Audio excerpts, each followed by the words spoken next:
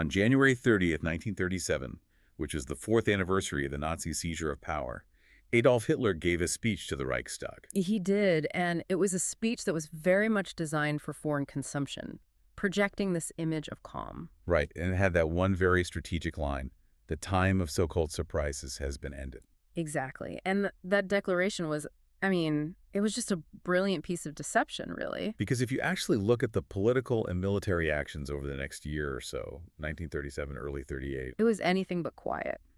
The period was dedicated entirely to consolidation, to meticulous preparation, and ultimately to setting this irreversible course toward aggression, a strategy he revealed in devastating detail just 10 months later. so we're looking at that pivotal moment where the Third Reich moves from these diplomatic surprises, like rearming or reoccupying the Rhineland. To actively preparing for unprovoked offensive war. It's the point where they shift from the negotiating room to just building the machine for continental domination. That's it, exactly. This wasn't just preparation. It was a fundamental shift in the entire objective of the state, away from, achieving some kind of legitimate international standing and toward a state geared entirely for conquest. Let's start with that groundwork laid throughout 1937. You describe it as a year of consolidation and further preparation. What did that actually look like on the ground? It was really a three-pronged effort, and it focused entirely on wartime logistics. So first, you have the industrial complex just running at full capacity, forging armaments, rapidly expanding troop training. Okay, standard rearmament. Yes, but the second and third parts were maybe more telling. They showed a preparation for a sustained war, not just a short campaign. This involved the intense development of ersatz materials. Ersatz meaning substitutes. Substitutes, right, which suggests they're already anticipating being blockaded or cut off from vital resources. And what were the critical ones? Oil and rubber. Germany was hugely dependent on imports for both. The history tells us there was this enormous national focus on developing synthetic gasoline from coal liquefaction and synthetic rubber, Buna. So this wasn't just economic policy. Not at all. It was military self-sufficiency planning. The entire point of the four-year plan, which Goering was championing, was to eliminate this exact vulnerability. By pushing synthetic production, Hitler was signaling that he was willing to get into a conflict where, prolonged foreign trade would be impossible. And while this internal machine was consolidating, the external environment provided a perfect low-risk proving ground, the Spanish Civil War. Spain was invaluable. Just invaluable. It gave them exactly what a professional military needs before a major conflict. You get operational experience for your people and real-world stress testing for your new technology. It was a calculated expenditure to gain combat maturity. The details surrounding the testing in Spain are quite revealing. What exactly were the Germans testing there? We have direct insight on this from the leadership. At Nuremberg, Hermann Goering spoke proudly about using Spain to test, and I'm quoting, "my young Luftwaffe." And this wasn't just bravado. No, it was military fact. Hitler authorized the deployment of the Condor Legion. This included a big part of Germany's transport fleet, which is essential for rapid deployment alongside experimental fighters and bombers. They deployed the Heinkel 111 bomber, the Junkers Ju-87 Stuka. Yeah, the 88mm anti-aircraft gun. Yes, the 88. An absolute game changer. It proved its effectiveness not just against aircraft, but critically as an anti-tank weapon. The experience they gained with it in Spain was foundational. But it wasn't just about the hardware, was it? No, beyond the hardware, Goering set up a pretty sophisticated system to maximize the human experience. There was a continuous flow of personnel pilots, maintenance crews, anti-aircraft specialists, all cycled through the conflict. New groups would rotate in every few months. So by the time Hitler decided to move, he had a core of seasoned veterans. Thousands of them. Men who had operated under real combat pressure. It was essentially a live-fire military academy. At the same time, Hitler was dedicating this massive diplomatic energy to cementing his relationship with Mussolini and the Rome-Berlin axis. And this was driven by a genuine German anxiety, wasn't it? Significant uneasiness, yes. Throughout early 1937, Berlin was worried about Italy's flirtation with Britain. Germany absolutely needed Italy either neutralized or, better yet, secured as an ally before they made any big expansionist moves. And that flirtation had a clear moment on January 2nd when Italy's foreign minister, Ciano, signed a gentleman's agreement with Britain. That's right. Ostensibly, it was about respecting each other's interests in the Mediterranean. But to the Germans, it signaled that Mussolini was trying to keep his options open, balancing the power blocks. And for Hitler, The primary concern was what this balancing act meant for his ultimate goal, Austria. Right. Austria was the immediate persistent friction point. The Italians saw Austria as a vital buffer state, something to prevent the massive German Reich from sitting directly on their northern border. And Goering, being Goering, tried to force the issue. He did. When he met Mussolini on January 15th, he spoke very openly about the inevitability of the Anschluss, the annexation of Austria. How did that go over? Badly. The German interpreter reported that Mussolini reacted violently, shaking his head, firmly rejecting the idea. Ambassador von Hassel confirmed back to Berlin that Goering's statement had met with a cool reception. So Hitler realized he'd pushed too hard too soon. He needed to backtrack a bit to preserve the alliance. Precisely. In June, Foreign Minister von Neurath was sent to Rome to placate Mussolini. Neurath gave these strong assurances that Germany would abide by the pact they'd made with Austria in 1936, the one that explicitly guaranteed Austrian independence. It was a crucial diplomatic pause. But that promise came with a very specific threat, designed to keep the Austrians in line. It was the strategic out. Hitler could promise non-interference now while maintaining a clear red line that he knew Austrian conservatives often flirted with, a restoration of the Habsburg monarchy. And it worked. It did, because Mussolini was already isolated internationally over his invasion of Ethiopia and his intervention in Spain. He needed a strong partner. He was, I think, psychologically ready to abandon his commitment to Austria, but he needed a convincing reason, or maybe just a powerful display to finalize that decision. And that powerful display arrived in September 1937, Mussolini's state visit. It was in many ways Hitler's ultimate show of force, meticulously staged production. Oh, the preparation was extravagant, almost ridiculous. Mussolini arrived on September 25th, and Hitler had even provided him with a new uniform tailored specifically for the occasion. So he would look the part. Exactly. And the itinerary was just this dizzying 5-day tour of overwhelming German power. He was rushed across the country to witness its transformation. What did they show him? Everything. A spectacle of militarism and industry. He reviewed extensive SS and troop parades, he observed massive army maneuvers in Mecklenburg, and then he was taken on this roaring tour of the Ruhr's armament factories. The goal was to just bury him in overwhelming evidence that Germany wasn't just strong, but technologically unstoppable. This sounds like psychological conditioning. Forcing Mussolini to choose between his current weaker position and aligning with what Hitler was portraying as the future superpower. It was pure theater, meant to communicate two things. First, Germany is powerful, and second, Hitler respects you immensely. And the public climax was this massive celebration in Berlin. On September 28th, on the Mayfeld, which was deliberately constructed to evoke the ancient Roman triumphs Mussolini so admired, the crowd was estimated at 1 million people. It was gigantic. And Hitler used that moment for some extreme flattery. He did. He placed Mussolini among the lonely men of the ages on whom history is not tested, but who themselves are the makers of history. That language was chosen very carefully to appeal to the Deuce's profound ego. Now, this grand spectacle is famous for one, let's say, untoward event.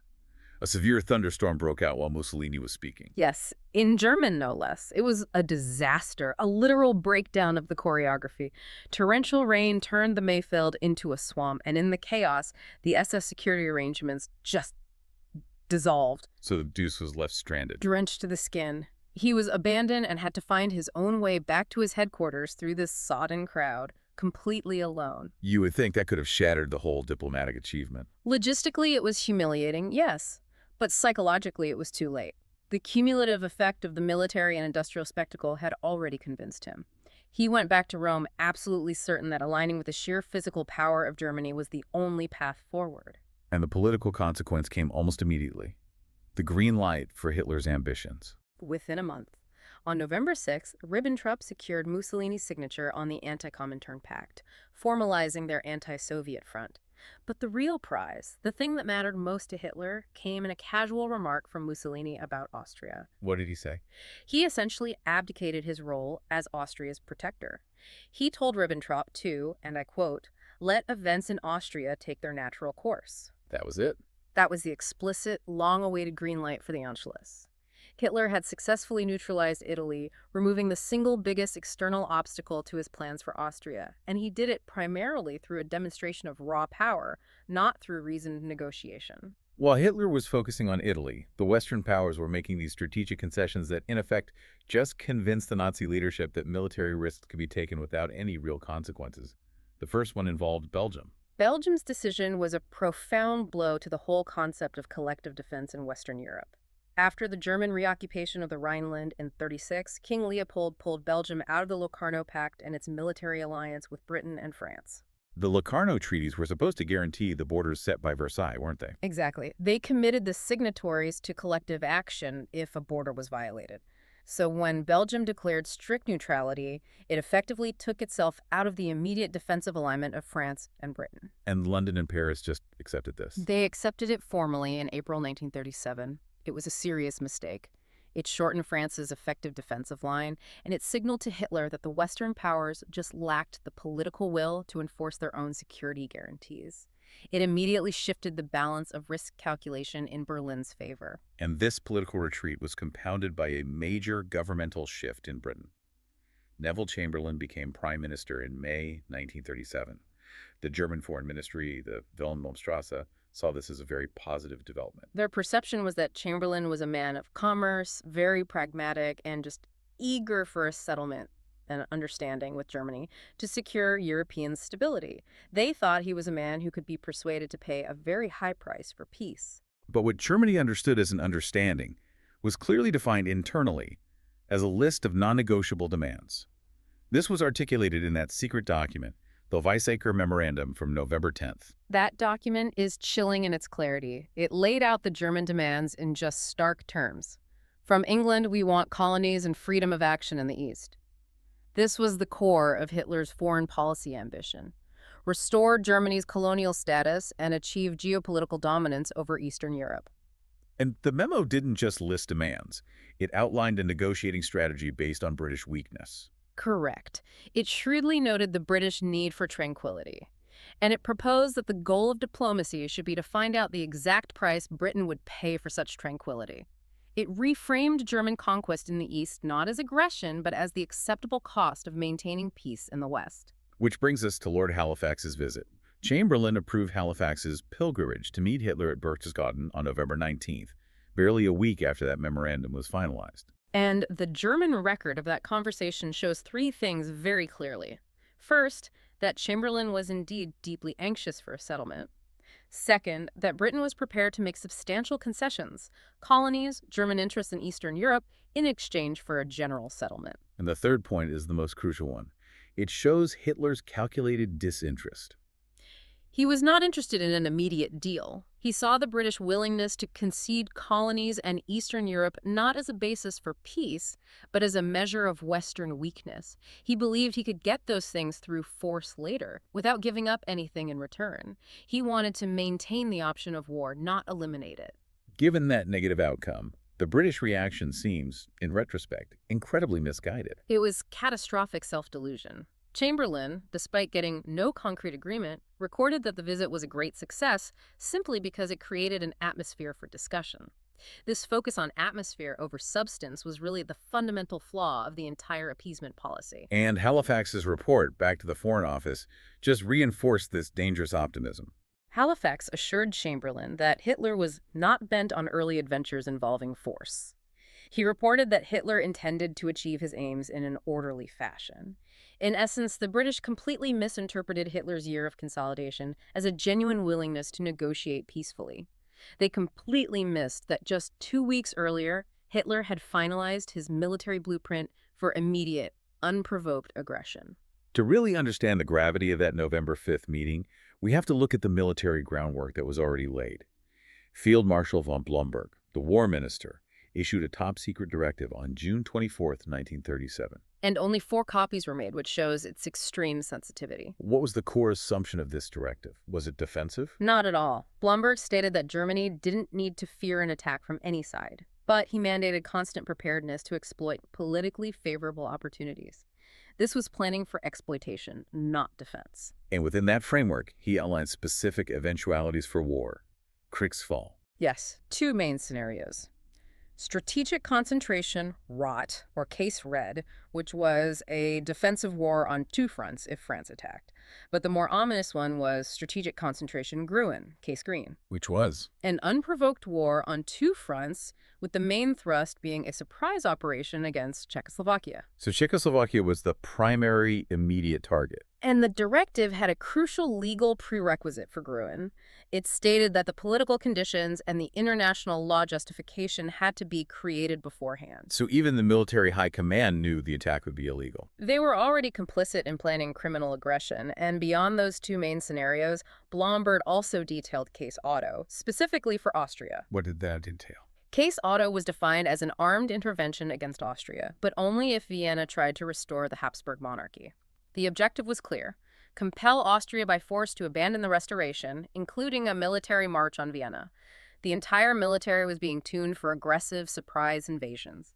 But the directive did contain a note of caution, showing the military leadership still understood Germany's strategic limits. Yes, there was a stark warning. It said that if England, Poland, and Lithuania joined a conflict against Germany, the German military position would be unbearable, even hopeless. It stressed that political leaders must ensure the neutrality of those countries. And this highlights the deep chasm that was about to open up. Between Hitler's unlimited ambition and the measured, practical assessment of the professional military staff, yes. All of which leads to this highly secretive, defining meeting on November 5th, 1937, in the Reich Chancellery. The meeting documented in the famous Hossbach Memorandum.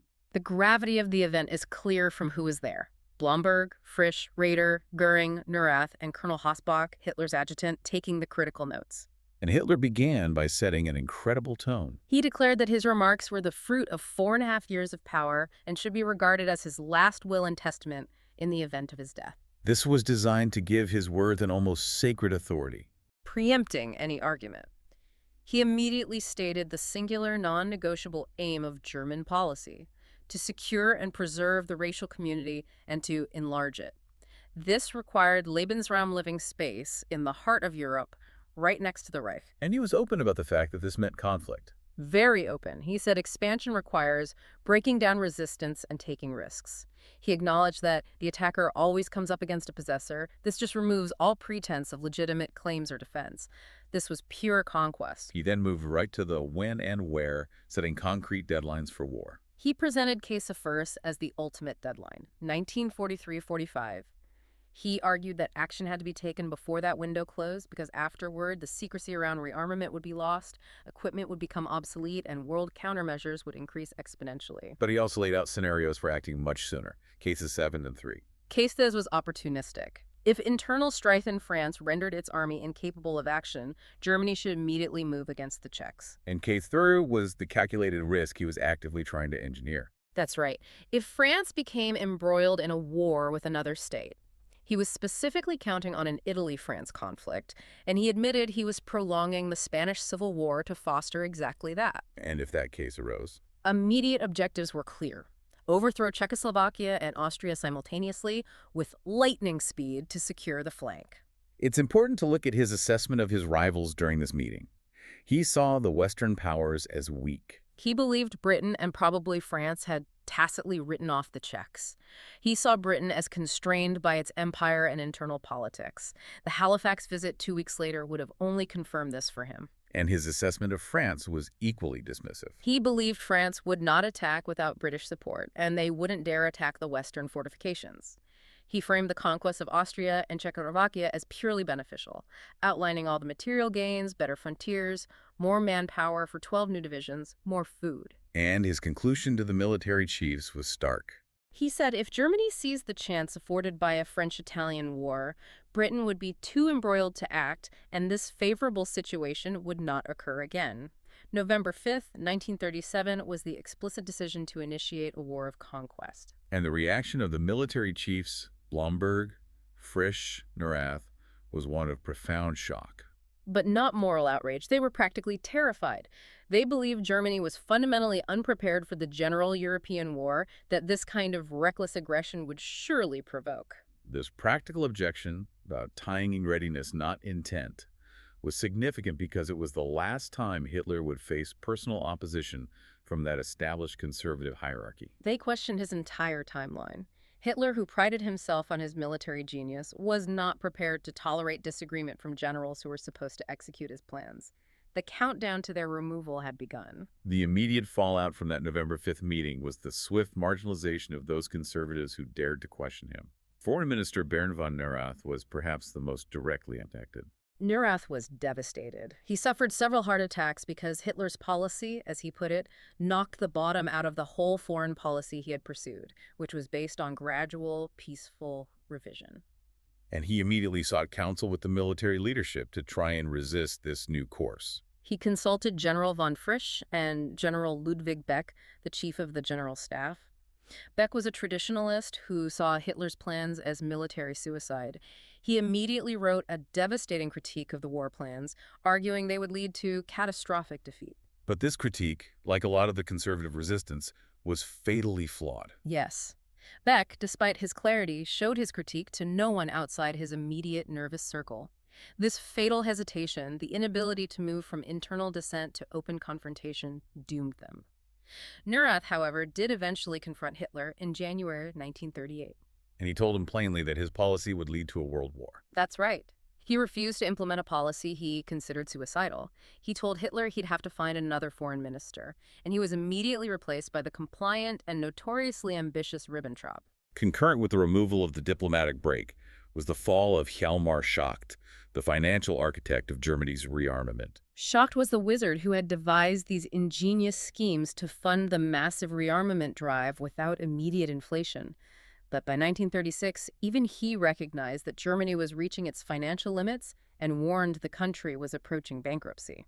This brought him into direct and violent conflict with Hermann Goering. The conflict was ideological and pragmatic. Goering's four-year plan was aimed at complete national self-sufficiency autarky. Schacht, a career banker, saw this as economically insane, basically throwing good money after bad in pursuit of a militaristic fantasy. After months of intense controversy, Schacht formally resigned as Minister of Economics in August 1937. Yes, and Hitler finally accepted it on December 8th, just weeks after that Hossbach meeting. But Hitler insisted that Schacht retain his titles as Minister without Portfolio and President of the Reichsbank. Why was it so important to keep him on if he was openly opposing policy? It was crucial for international perception.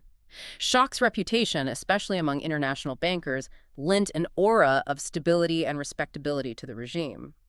By keeping him in a ceremonial post, Hitler could blunt the shock to world opinion that Germany was abandoning orthodox economics entirely for a war economy. With the diplomats and economic breaks removed, Hitler was ready for his final target, gutting the army's command structure. And this final removal of resistance was precipitated by a crisis so bizarre it sounds like fiction. The scandals of Blomberg and Fritsch. It was a sequence that was meticulously exploited by Hitler's inner circle, primarily Goering and Himmler, who saw the army's professional independence as the final obstacle. The first victim was Field Marshal von Blomberg, the Minister of War. Blomberg, an aristocratic general, decided late in 1937 to marry his secretary, Fräulein Erna, a commoner.